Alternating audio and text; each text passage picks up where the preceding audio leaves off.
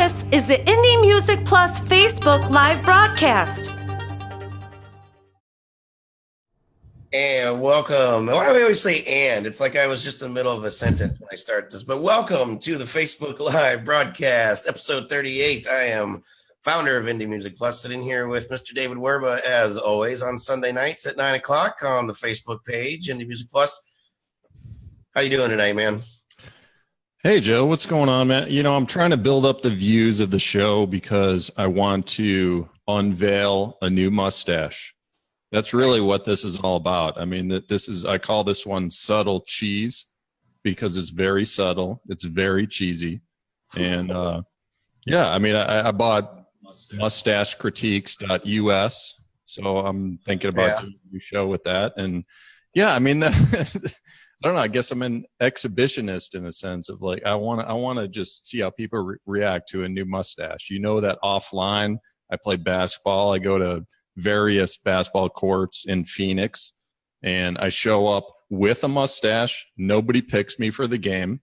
I show up without a mustache, and I get picked first every time. I just like to see how it has an impact. Is there times that you don't have a mustache? There are times, yeah. Oh, okay. And it seems like people talk to me more when I don't have a mustache. But anyway, yeah, sorry for the tangent, but I'm excited about tonight. We got some great music. We have another live guest we're going to patch in. We got the crew here. Hello, Allison Krause. Gail's here also. Of course. So I wanted to tell you something real quick before we get started. I'm just trying to share this out. Everybody else, if you don't mind sharing this out too, to your Facebook pages, your Twitter profiles, everywhere else. I wanted to let you know that I was having my wife watch the show earlier today. This is just her. This is just awesome. And it was a dull moment. And she goes, "This is kind of boring." So we need to like start showing some more skin or something. No, it was during some talking that we were kind of just going a little long on. But I thought it was funny. I'm just laughing about it. So I know you're not going to be happy that I said that, but I thought it was funny. As we do it right now, right? No, that's all right. I mean, she was bored in the intro? Like, does she want like nudity in the intro? What are you talking about, man? No, it was just we don't normally go that long in the intro, but it was the Ryan Bell thing we were talking about. We'll just talk about it anyway. Again, the virtual reality placements. Yeah, it went longer than normal, but and so they happen to be just the first episode that she's seen that we've done on Facebook Live yet. So. Fair enough. I respect her opinion. I mean, She's a sharp lady. She's actually doing some voiceovers for us, man. That's pretty cool. But but yeah, I mean, that's important news. Like these placements, the two projects we have running right now. And Sam, if you still have that link, if you're able to drop that in the chat, that would be amazing. That would be really solid of you. And so we already have more projects in the work, and this thing is just it's kind of what I hope for with all this stuff. We're thinking of doing song contests for other live stream shows, and we've talked to some people, like some hosts of other shows, and they need music. A lot of people need music, and people in the industry know that the mainstream artists, the cost to use their even like a 30-second clip of their song in a show is just unbelievable. Like, I mean, sometimes it's like a few $100,000 if you want to just like use like 30 seconds of their song in a TV show or something. So, we have kind of a unique system just with the One World Now media brand and just Indie Music Plus placements, and I think we're going to have like a dozen song contests going in like within the month. So again, like artists listening, drop your song in that Facebook group because there's a pretty good chance it'll get placed in one of these other projects. So Yep. And that's the exciting part is putting in, getting into the almost the licensing music in, the new Facebook Live broadcast space. You know what I mean? It'll be a whole different ballgame because nobody can afford that stuff. So we're going to hopefully swoop in and provide a need for people. So I want to welcome Mr. Ryan David Dwyer, and guest reviewer from the site in the room tonight. Again, Gail, Allison, everybody, guys, Please share this out. Get all your other friends in here. I see Allison. She tagged Isabeau, who's going to be a featured artist coming up in a couple of weeks. We've talked the legend of Isabeau from our Blab conversations and our our podcast is about to unveil. She's a little nervous though, she says. So, all right, let's get to some music. What do you think? Sound good? Yes, I believe so. Okay, so. All right. See, I didn't officially interrupt you, but I just didn't let you talk. So this is a guy that we've actually had reviews on our site of him before, and he's actually come to us directly to help promote his latest release, which was an honor, really, and exciting. This guy's name is Patrick Ames, and tonight we're going to listen to his song called "What Comes Out of Your Mouth" off his new release, Standard Candles. There's a band in here. There's a band in here. Patrick Ames, a really, really cool 60-year-old singer-songwriter. This just sort of, if I remember right, sort of getting back into the game again or getting into the game. He does like restaurant gigs, coffee shop gigs and all that stuff. And we've reviewed his music on the site a few times, and it's really growing. I've always liked his vision. I've always sort of seen it, I guess. And this new EP, Standard Candles, man, it's like the best yet, I think. I don't know. What do you think? Yeah, we were just chatting in the background here. I just wanted to be sure. Like we have reviewed him a couple times in the past, and hearing this new stuff, man, I've opened for Flaming Lips a couple times. And I was starting to go there just a little, just because it's real quirky. It's like quirky pop, and it works. It works for me, man. There's just some like I don't know how to say this. Maybe it almost gets a little sloppy sometimes, where like you just hear these, like a drum beats off, or a vocal comes in too early, or a guitar lick is just a little late, but. It was done in a way where it was almost like part of the vibe, it was almost like it works. And it was really weird in that sense, because usually that's, if something's like that far off, it's like, oh, that's a problem. But that's just kind of the vibe of the music that he creates. And he reminds me of, I have like a third cousin, I believe, which is Roger Bain. He's like a Chicago folk legend. He writes a lot of stuff about like politics and pop culture, and that's what this song is about. It's about the 2016 election, if you listen to the lyrics, and it reminded me of that. And just a little shout out to Roger Bain. And yeah, man, what do you think about the production though, in terms of like the genre and how it works for the song? Is it like, does that work for you? Or I like that kind of stuff. It's like I was gonna say, just piggyback on your comments, that it's so, I like the so slow stuff, that it's so loose that it's tight, so it's like it's a funk thing, it's like a laying so far back that it's just like you're still right on it, but you're just a little bit behind it. And I thought that one thing that I noticed in this past stuff is the drums were like a little too off, but these sounded solid to me. It was a good sound. All right, Joe, before we move on to the next song, let's cover this for like about a minute.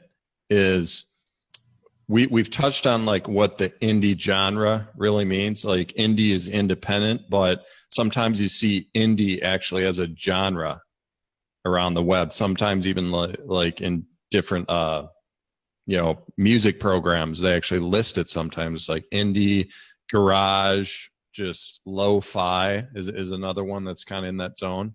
And remember with like Modern Sons, Ryan Saw, it was like a 3-piece, and he was in the chat where like, do you want to be like minimalist, or like, yeah, that's actually what they're going for. So every song, it doesn't have to be mixed or mastered with the goal of being mainstream.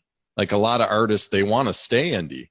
They want to stay like garage type of style, like the Ramones or something. And it's not always that's not always the brass ring to become this like super slick mainstream sound. It's like part of the vibe. And that's what that's what I was thinking about listening to this song. And I didn't want to go into a critique about how to make this song mainstream, because I'm like, man, you know what? That's just a style, and it works. It's kind of quirky. It's kind of lo-fi, and that's just what he does. And I like it.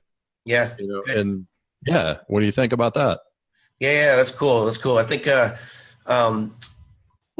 he's the definition of indie. He's doing it later in life, and he's coming out with these releases on his own, I mean, just because him and I talked about it, I know what his budget was to promote the album. I'm not going to say it here, of course, but it wasn't $1 million, and so, but yeah, he's doing it, and I was happy to be working with him. We're going to be working with him. We're going to take a month off of his promotions, and then we're going to promote him more in November as well. So you may see another song. Also look for a review on the latest release on indiemusicplus.com. So let's move on. Just want to say hi to a couple people first. Rick Armentrout, we have in the house. We have Sam Gonzo, of course, a friend of mine, and then also from Facebook, Christine Zimwowski. Thank you for hanging out, Christine. And everybody else we mentioned before, thanks for hanging out. Remember to share this out, please. Let's see how many people we can get in here.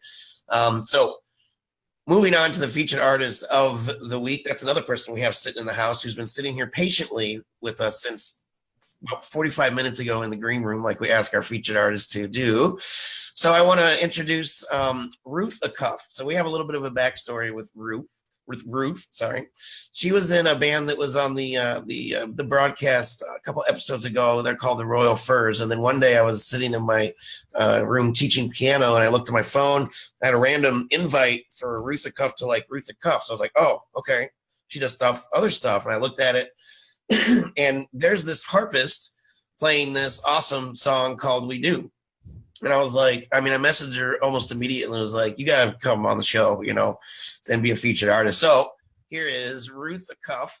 It's coming out of Columbia, Missouri, one of my favorite towns in America. How you doing this evening? Hi, I'm great. Good to see you. Thank you for hanging out. Glad to be here. Awesome. So we're just going to get right into it. Why don't you just give us a little rundown, give us your spiel, what you give to somebody on the street about who you are and what you do with your music. Okay. My name is Ruth Acuff, and I am a singer-songwriter. It's okay. It's kind of a strange last name. But yeah, I play the pedal harp, and I write songs on the pedal harp and sing. Pedal harp. Okay, cool. So that's the official name for the big. Yes.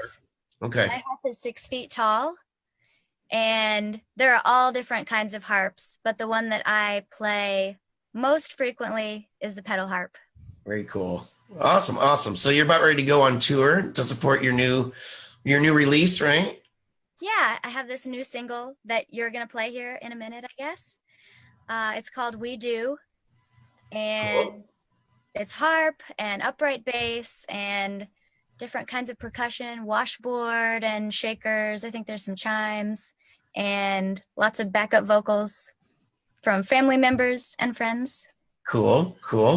Awesome. Well, since you just introduced it, why don't we take a listen to it, and then we'll come back and have Dave talk to you. He has something really important, I think, that he wants to ask you tonight. I don't know, or talk to you about. I don't know. We'll find out. But let's listen to Ruth Acuff's song. That's a really it's a kind of a inward joke of ours. I always say names wrong, so should have asked. Yes, the mistress of Johnny Cash. I'll get to that later. Oh, okay. All right. So, Rob, whenever you're ready. We Do by Ruth Acuff from Columbia, Missouri.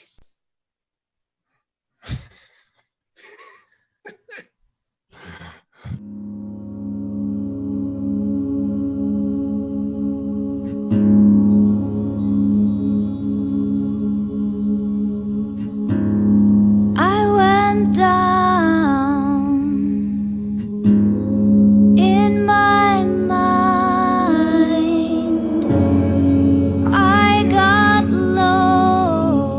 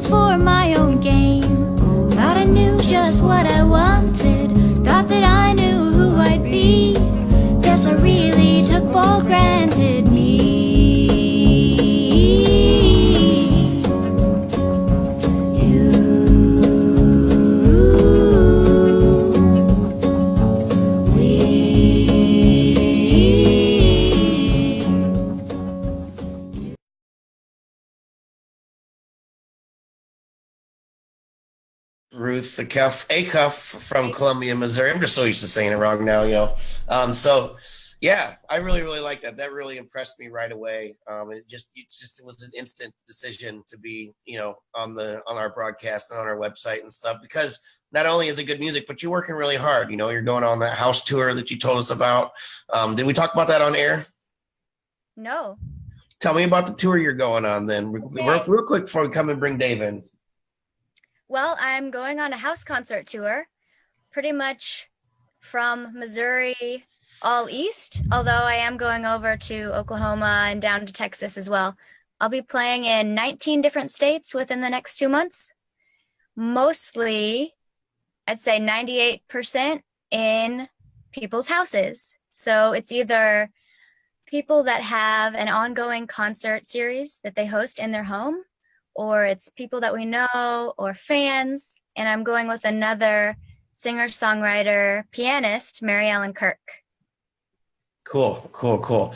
So yeah, I was hoping to get to catch you when you came around this area, but I think you're going to be just a little too far away.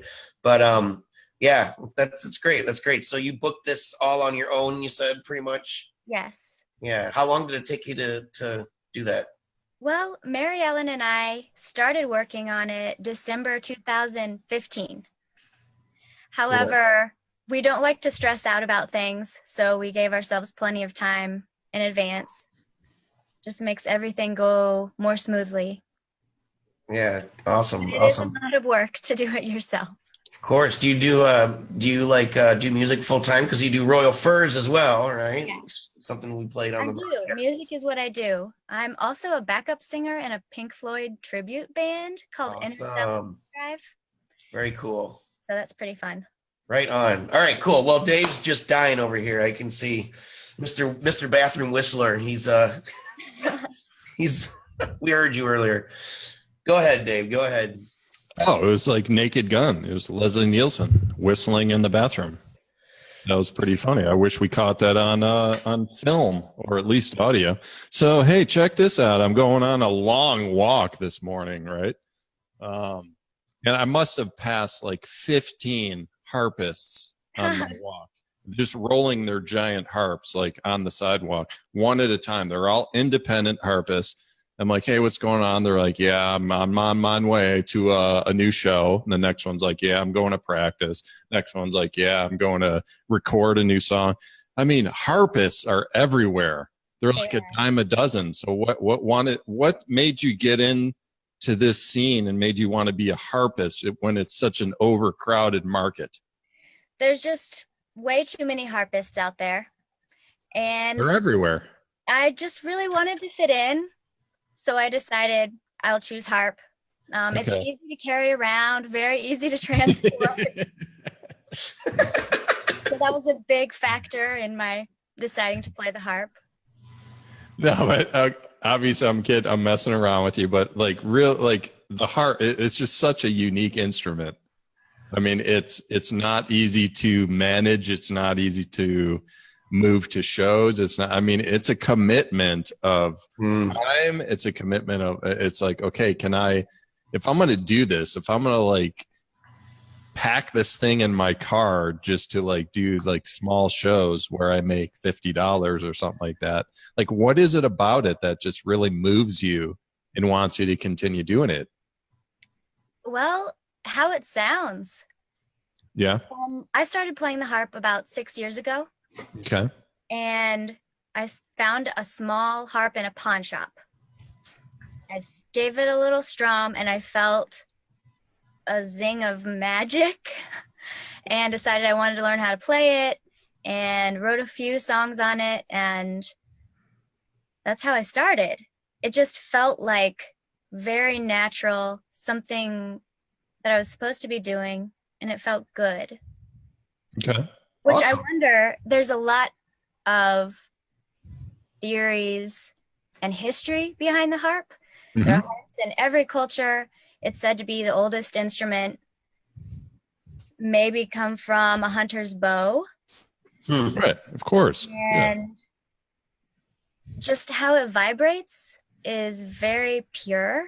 And I think when I first touched a harp, even though it turns out it was somewhat of a toy harp that I didn't realize at the time. But even that, it just felt so good to me. Yeah, I would guess that once you start plucking the strings on the giant harp, you probably just feel it in your body in some way, where it's just a tone that just touches your inner sanctum in some way, and it heals you. It's like a healing instrument. It really. All right, check this out. I'm going to go on a tangent here, ladies and gentlemen. Please, I'm going to go on a journey with you right now of time and space. If you want to close your eyes, speaking of time, you'll get your full effect. Okay, so I'm thinking this is where I'm going with this song. Is that 1971? You're at a Johnny Cash show in Nashville, and you caught Johnny Cash's eye previously. He's like, "Hey, that's cool, Ruth Acuff. I like what she's doing," and he has you open for him. You play some songs, and then over time, then he works you into the show. Maybe he sings along a little, and I said before the show, I'm like, yeah, the mistress of Johnny Cash, right? You know, maybe, I don't know. That's a side story. Maybe you guys hook up once or twice in a hotel or something. But if it's, but the vibe I'm feeling like a country Americana vibe.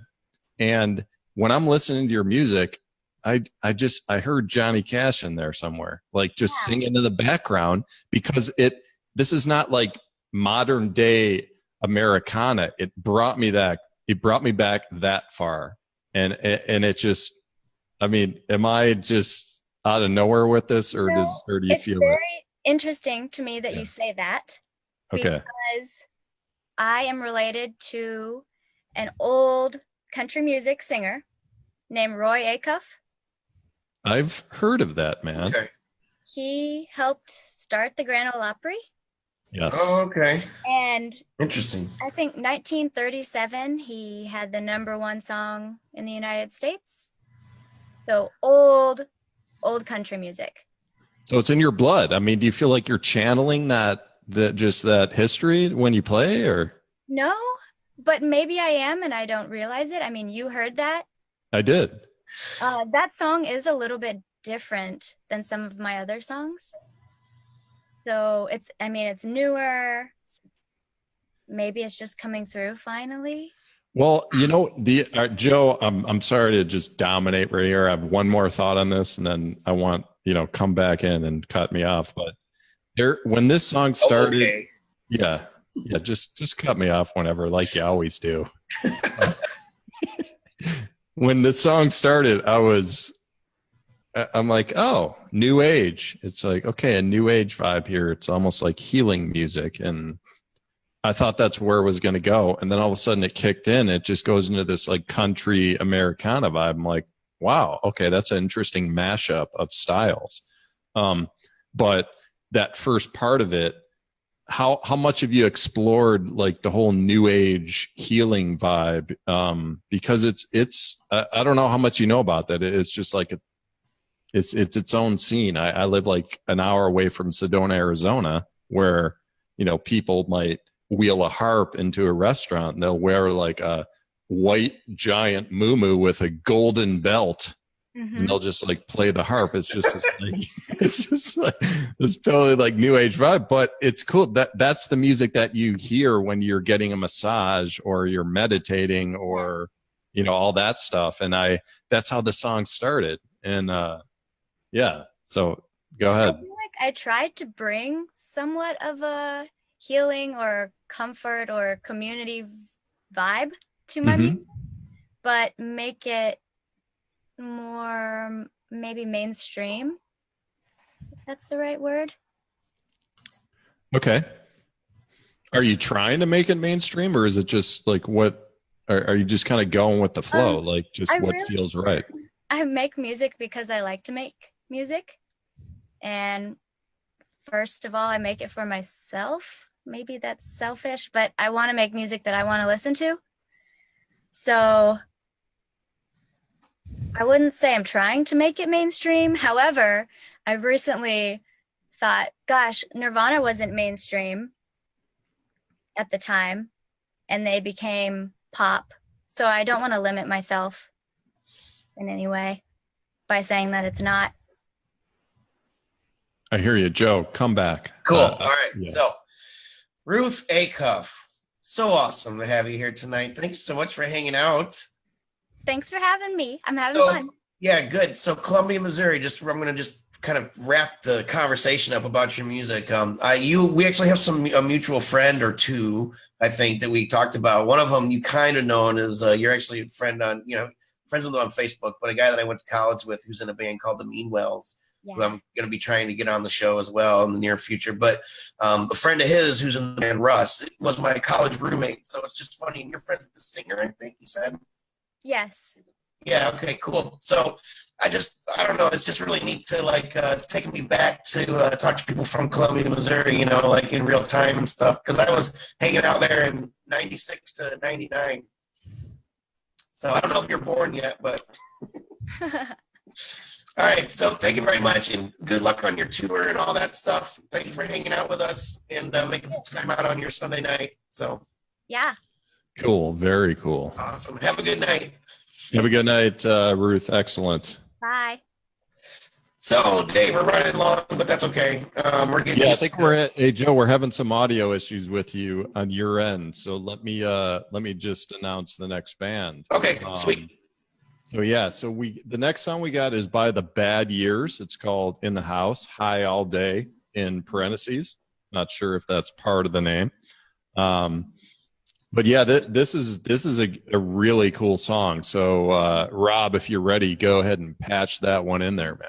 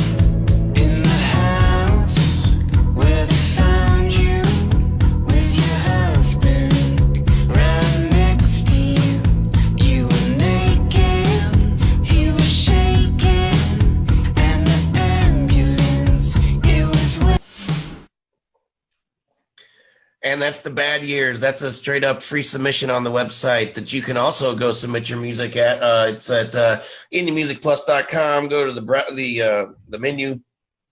Bunch of different options of places you can submit your music. You can submit your music to the podcast. You can submit it to be a featured artist. You can submit it to have your music placed in virtual reality productions. And then, so that was the Bad Years. What was it? In the House, High All Day or something like that. I messed up the title when I was. You got it. You got it. And then, so that was the Bad Years. What was it? In the House, High All Day. I messed up the title when I was. You got it. Where's that coming from? That's all right. Anyway, somebody has I think somebody has their Facebook broadcast on. All right, you got to remember, Joe, you got to remember, like the people watching the show, we are still live streaming. We're still going to catch these random glitches. Yeah, exactly. That's fine. That's fine. So Real quick, before I let you talk, Dave, I wanted to just see what people were saying about this song. So Jared, our friend from Ninth Floor Mannequin, he said that reminded me of more radio-friendly version of my favorite band's Broken Social Scene. Never heard of them, but that sounds like fun. What do you think, Dave? You said you seem to like this band. I knew you would. Oh man, I love this one. I love this song. It was the only issues I have with this are in the engineering and the mastering, which like I'm looking at the credits right now. It looks like there's an engineer and a producer. Maybe this song wasn't mastered. When you match it up with the other songs tonight with Ruth and Patrick, like it just didn't. Even those bands, it didn't have that fullness like in your ears. It didn't have that full spectrum of sound. It was very like central, and the EQ was just thin. Like we talk about all the time. Wanted some more bass, wanted some more, just a wider presence in the song. But the song itself is so cool, man. And it's a lot of those same points about Patrick Ames, is that it's just this indie garage lo-fi type of sound, and it sounds like that's where they want to be, and that's cool. I'm not going to give them a critique to try and become more mainstream, because I love what they're doing. Yep. But that would be a question. I wish they were in the chat, because I want to ask them, like, did you master the song? Because it just doesn't have that like really wide spectrum of sound, like the soundscape that you want to hear. I mean, they definitely didn't do it. Definitely didn't want to make it sound the way that it doesn't sound. I mean, they did what they did on purpose, I guess I'm trying to say, obviously.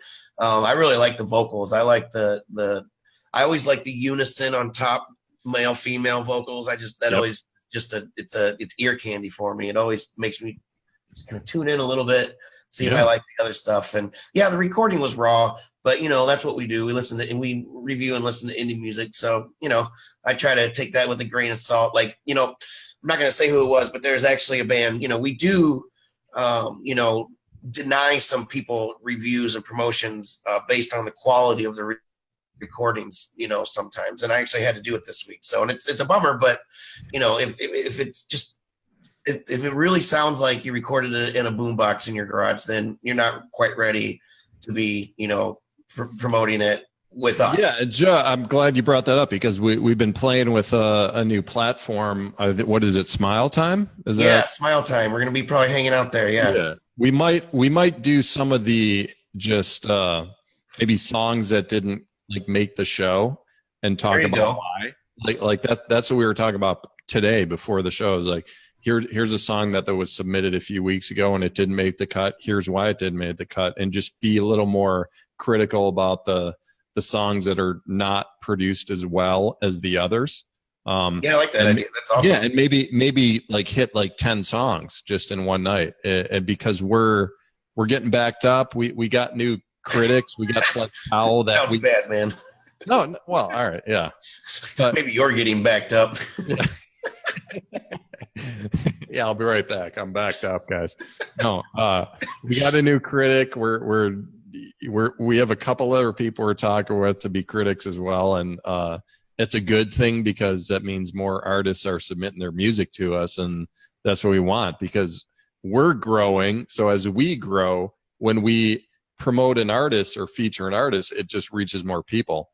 And so we're in this like this fun, interesting zone, like where it's like, man, we got so much stuff that we want to discuss and talk about on the artist standpoint, but we can't get to them all in this show, because we don't want to do a 2-hour show. Yeah. It's too long. I mean, come on, you can't expect that the viewers are just going to sit there the entire time. It's too much time to expect from a viewer on a Sunday night.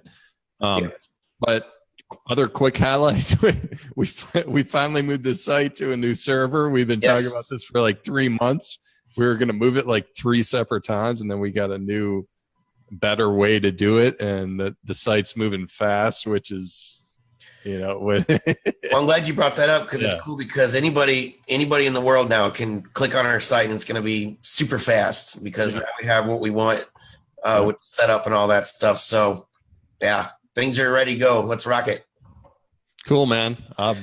Close it out, brother. All right. So I wanted to say just a quick hello to everybody again. We got Carlos Phoenix in the house. We got Ryan David Dwyer, Gail, Mr. Robert Hicks, and Sam Gonzo, Mr. Mount Fuji of Enlightened Audio Visual, doing the production of the show every week. They produce like 20 some odd shows now on Facebook Live every week. So you guys, if you have a show, a business, something you want to really take up to the next level, please get in touch with these guys. And so Ruth Acuff, thank you very, very much for hanging out with us again tonight before you go out on tour.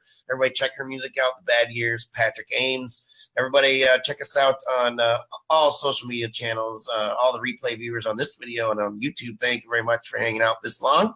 We'll catch you every week, Facebook Live, Indie Music Plus, Facebook page at 9 p.m. Eastern Time. I'm JoJo Keys, hanging out with David Werber. Y'all have an awesome week. Thank you again. Stop talking.